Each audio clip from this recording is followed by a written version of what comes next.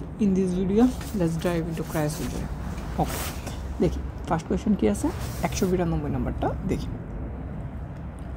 First question হচ্ছে কোন তাপমাত্রায় কোষে অক্সিজেন সরবরাহ বন্ধ হয়ে যায়। এটা বইয়ের ডিরেক্ট লাইন, ঠিক আছে, এটা এক্সট্রা কিছু তোমার চিন্তা করার দরকার নেই, ডিরেক্ট মনে রাখবা। ক্রায়োসার্জারির ক্ষেত্রে -41 থেকে শুরু হয়, এর থেকে আরও নিচে নামে। ওকে, -41 এটা কিন্তু বরফের ক্ষেত্রে যেগুলো হয় আর কি, যেমন 0 ডিগ্রি হলে বরফ পড়া শুরু হয়, -1 -2 -3 মানে কমতে থাকে টেম্পারেচারটা, কমে কমে একদম কত পর্যন্ত -192 ডিগ্রি সেলসিয়াস, ঠিক আছে।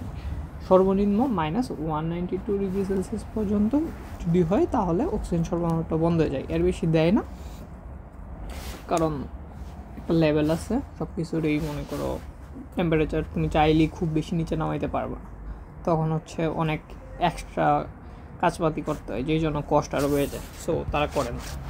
-41 ডিগ্রি থেকে -196 ডিগ্রি সেলসিয়াস পর্যন্ত তারা রাখতে চায়। তারপর দেখি ক্রায়োসার্জারির ক্ষেত্রে কিছু জিনিস মনে রাখবো। আমরা আগেই বলছিলাম কিছু আমাদের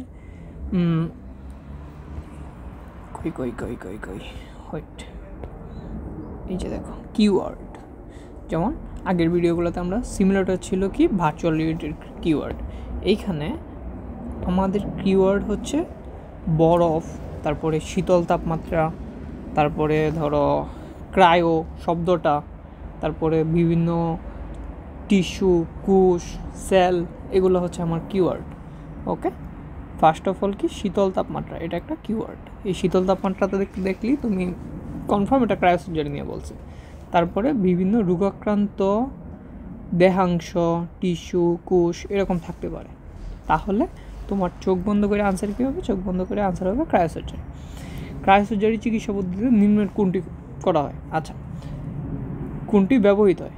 দেখো, রেডিওথেরাপি এখানে ইউজ করা হয় না। অস্ত্রোপচার কি? অস্ত্রোপচার হচ্ছে মনে করো কেটে ছিঁড়ে যেটা করে সেটা অস্ত্রোপচার। রেডিওথেরাপি রেডিও অ্যাপ দিয়ে করে। কেমোথেরাপি আলাদা জিনিস।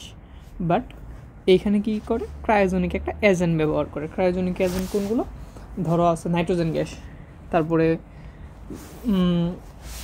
বিভিন্ন গ্যাস আছে, সেগুলো আমরা ক্রমান্বয়ে জানবো। নাইট্রোজেন আছে, আর্গন আছে, তারপরে কার্বন ডাইঅক্সাইড ইউজ করে, বিভিন্ন কিছু ইউজ করতে পারে। মেন কথা হচ্ছে এগুলোকে ক্রায়োজেনিক এজেন্ট বলে। এই যে ক্রায়োজেনিক এজেন্ট।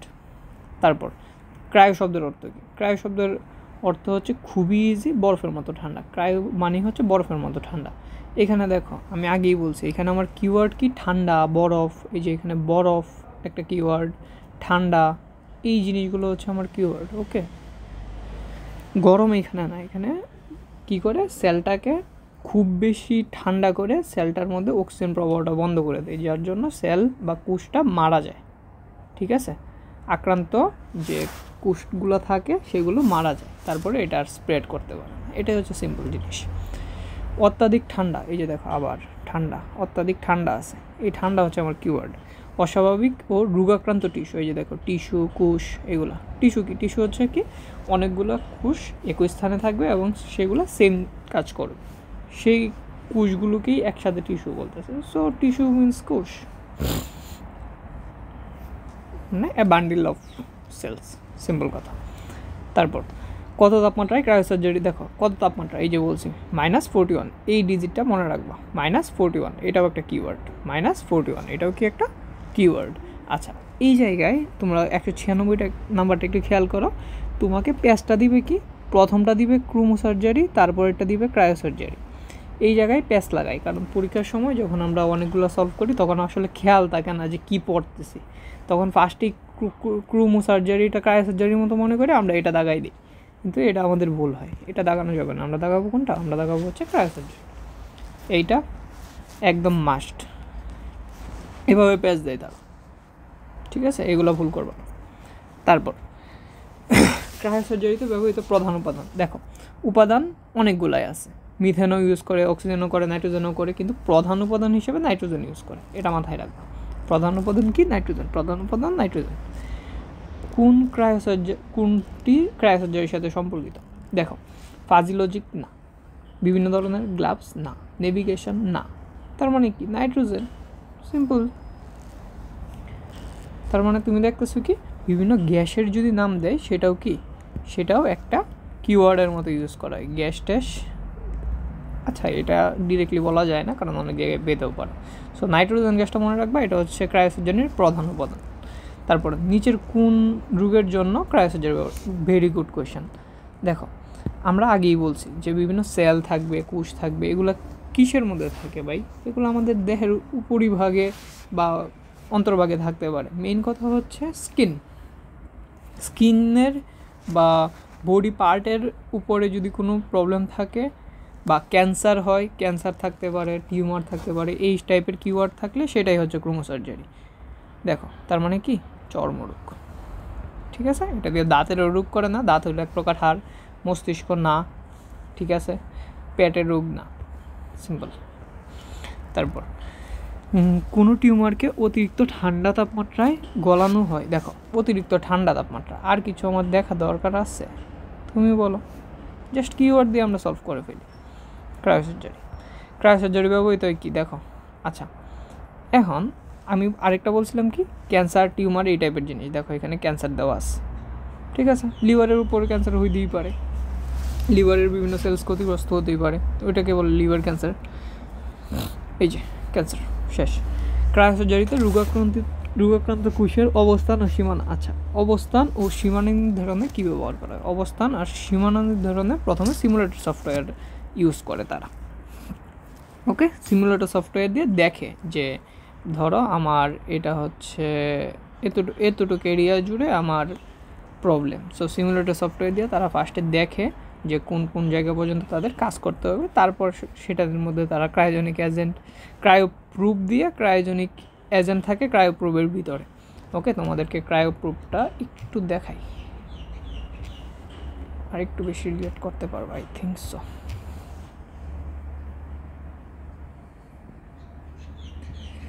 ক্রায়োপ্রুফ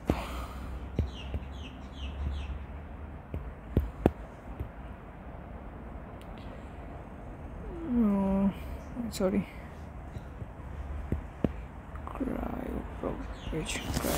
সরি এই যে এগুলো হচ্ছে আমার ডিজিটাল ক্রায়োপ্রুফগুলো। ধরো এটাই দেখাই তোমাদেরকে,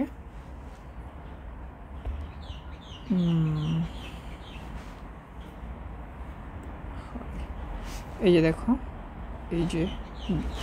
এই যে জিনিসগুলো আছে, এটা হচ্ছে আমার এই যে মেশিনটা দেখতে পারতেছো, এই মেশিনটা হচ্ছে কি আমার, এই যে মেশিনটা হচ্ছে আমার ক্রায়োপ্রুফ। ওকে, এই মেশিনটা হচ্ছে আমার ক্রায়োপ্রুফ, আর এটার ভিতরে যে গ্যাসটা থাকে সেইটা হচ্ছে আমার ক্রায়োজেনিক এজেন্ট। সিম্পল হিসাব, ইজি ভাই। ওকে, প্যারানোর কিছু নেই। আর এই যে দেখো এই যে সেল, এই যে দেখো এই সেলটা হচ্ছে ক্ষতিগ্রস্ত, এই সেলটার মধ্যে কাজ করে, সিম্পল, এত প্যারানোর কিছু নেই। ওকে, ক্ষতস্থান শনাক্ত করার জন্য মাইক্রো ক্যামেরাযুক্ত নলকে কী বলে? ওকে আচ্ছা, ক্ষতস্থান শনাক্ত করার মাইক্রো ক্যামেরাযুক্ত নলকে বলে ক্রায়ো।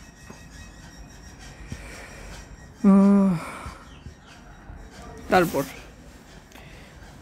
ক্রায়োসার্জারিতে এমআরআই ব্যবহার করা হয় কেন? এমআরআই কেন ব্যবহার করা হয়? আক্রান্ত কোষের সঠিক অবস্থান নির্ণয় করার জন্য। এমআরআই দিয়ে কী করে, যে কোথায় আমার সেলগুলো নষ্ট হয়েছে বা কোথায় আক্রান্ত হয়েছে সেটা জানার জন্য, সিম্পল।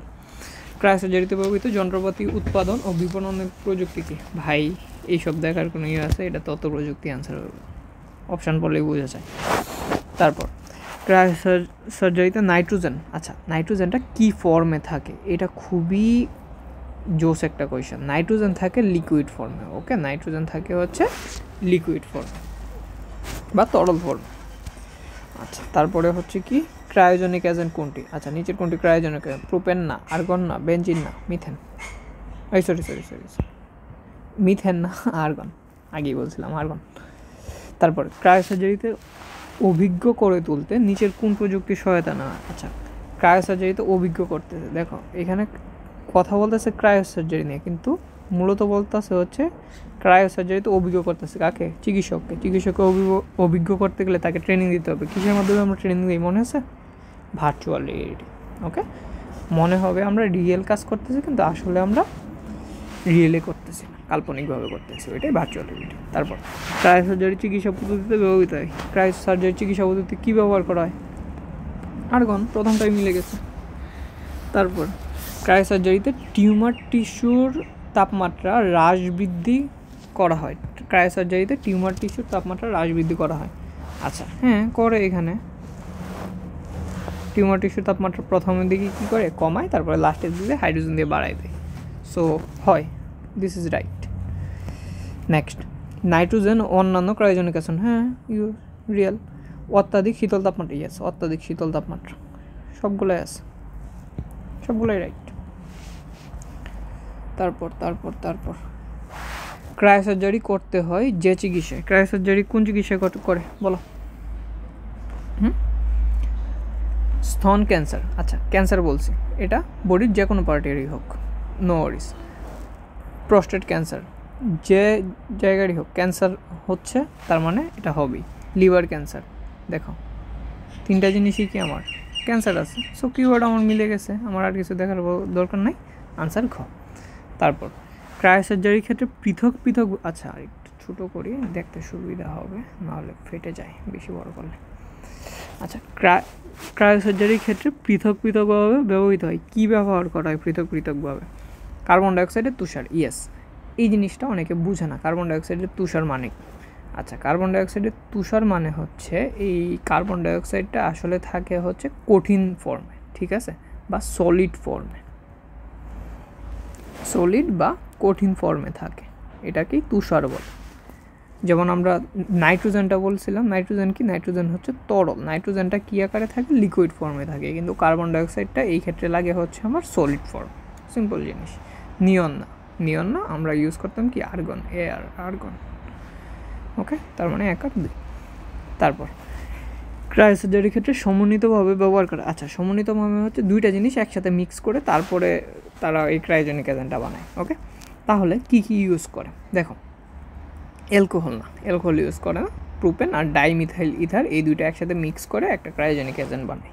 ওকে, এটা ইউজ করে। আচ্ছা, ক্রায়োসার্জারির আদি রূপ, যেটা আগে ইউজ করা হইতো। ওকে, আগে কী করতো?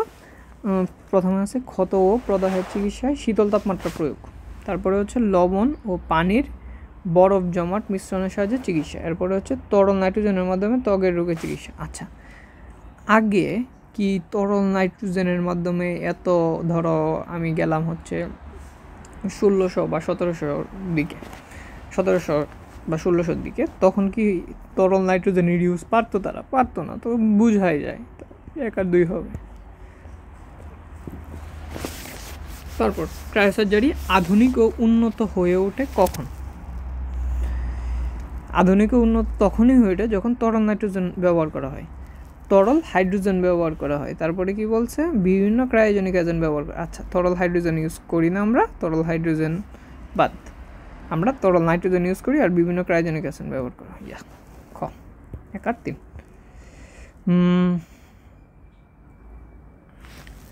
এরপরে হচ্ছে ক্রায়োথেরাপি রেডিওথেরাপির তুলনায় ভালো। আচ্ছা, এই জায়গায় একটু মনে রাখবা যে এই তরল হাইড্রোজেনটা কেন দেই নাই, কারণ এটা হচ্ছে শেষের দিকে ইউজ করা হয়, আবার ক্রায়োসার্জারি করে যেটা ঠান্ডা করা হয়েছে সেটাকে আবার একটা ব্যালেন্স টেম্পারেচারে বা রুম টেম্পারেচারে আনার জন্য। ঠিক আছে, এটা আরও অ্যাডভান্স, বাট এই জায়গার মধ্যে কোয়েশনটা তারা এমনভাবে করছেন, তারা মূলত নাইট্রোজেন নাকি হাইড্রোজেন এটা একটু ফোকাস করার জন্য এই কোয়েশনটা দিছে। সো আনসার সবচেয়ে বেটার হয় 1 আর 3, এইভাবে গেছে। এটাও ইনডাইরেক্টলি এটাও আনসার হয়, বাট এটা তারা নেয় না। সো বাদ। ক্রায়োথেরাপি রেডিওথেরাপির তুলনায় ভালো। আচ্ছা, অবশ্যই রেডিওথেরাপির থেকে ভালো। রেডিওথেরাপির মধ্যে অনেক পার্শ্ব প্রতিক্রিয়া থাকে, যেমন দেখবা ক্যান্সার হলে আগের দিনের বিভিন্ন চিকিৎসা ছিল যার জন্য বডির যত লোম বা চুল আছে মাথার সব কিছু পড়ে যেত। এখন ক্রায়োথেরাপি দিলে তো আর এটা হয় না। সো এটাতে পার্শ্ব প্রতিক্রিয়া নেই, আর এটা হচ্ছে রুগীকে একদিনেই ছেড়ে দেয়। বাট রেডিওথেরাপি হলে অনেক ধকল। তারপরে হচ্ছে রেডিওথেরাপি থেকে এটা নিরাপদ বেশি। সব কারেক্ট। ক্রায়োসার্জারির সুবিধা। ক্রায়োসার্জারির সুবিধা কি? এতে রুগীর ঝুঁকি কম। ইয়েস, ফার্স্ট অফ অল ঝুঁকি কম, ব্যথানাশক ব্যবহার করতে হয় না। তারপরে বলছে কি কাটাছিড়ার প্রয়োজন কম হয়। আচ্ছা, কাটাছিড়ার প্রয়োজন কম। তারপরে হচ্ছে এতে রোগীর ঝুঁকি কম। আচ্ছা, ব্যথানাশক লাগে ভাই, তোমার একটা পুরা একটা স্কিনের যায় আছে, যে কোনো একটা পার্টটাকে যখন মেরে ফেলবে তখন তোমার ব্যথা করবে, সো তারা একটা অ্যানেস্থেশিয়া ইউজ করে। সো একার্থিং। তারপর ক্রায়োসার্জারিতে ব্যবহৃত যন্ত্রপাতি কী কী? ক্রায়োপ্রোব ইউজ করে, ইয়েস। স্প্রে ডিভাইস ইউজ করে। এখন দেখো এই যে অ্যাকচুয়েটর, মনে আছে অ্যাকচুয়েটর কি আমাদের এইখানকার? কেউ বলতে পারবা অ্যাকচুয়েটর কি? আমরা একটু আগে যাই দেখি, আমরা কিওয়ার্ডগুলো একটু দেখি। অ্যাকচুয়েটর কোথায় পড়েছিলাম? এই যে ভাই অ্যাকচুয়েটর কি? অ্যাকচুয়েটর মানে পাইলেই তুমি রোবোটিক্সে চলে যাবে। সো তুমি এখানে আর ক্রায়োসার্জারিতে নাই, তুমি রোবোটিক্সে চলে গেছিলা। সো অ্যাকচুয়েটর আনসার হবে না। অ্যাকচুয়েটর কিসের? অ্যাকচুয়েটর হচ্ছে আমার রোবোটিক্সের। অ্যাকচুয়েটর কিসের? অ্যাকচুয়েটর হচ্ছে রোবোটিক্সের। তারপর ডাক্তার মুনির শিক্ষানবিশদের কম্পিউটার নিয়ন্ত্রিত পরিবেশের মাধ্যমে কৃত্রিমভাবে বাস্তবের অনুকরণ, তার মানে এখানে ভার্চুয়াল রিয়েলিটি। আমরা আর কিছু পড়িও না এখনও, কোয়েশ্চেন কি আগেই গ্যাস করে ফেলছি। সার্জারির প্রশিক্ষণ দেন যাতে কোনোরূপ ঝুঁকি না থাকে। একজন যকৃত ক্যান্সার, আচ্ছা দেখো ক্যান্সার নিয়ে কথা বলতেছে, তার মানে ক্রায়োসার্জারি হওয়ার পসিবিলিটি খুবই হাই। রোগী তার কাছ থেকে এলে -1, দেখো টেম্পারেচারও -120, কী বলছিলাম -41 ডিগ্রি সেলসিয়াস, আর এদিকে হচ্ছে -196 ডিগ্রি সেলসিয়াস, এই দুইটা ডিজিট মনে রাখতে মাধ্যমে। আচ্ছা দেখি প্রশিক্ষণের প্রযুক্তি। আচ্ছা দেখো প্রশিক্ষণ দিছিল ভার্চুয়াল রিয়েলিটি দিয়ে। তারপর ব্যবহৃত চিকিৎসা পদ্ধতি আছে। চিকিৎসা পদ্ধতিটা কি? এইটা হচ্ছে আমার ক্রায়োসার্জারি। ওকে, এটা হচ্ছে আমার ক্রায়োসার্জারি। এখানে কি চিকিৎসা ব্যয় তুলনামূলক কম, ইয়েস কারেক্ট।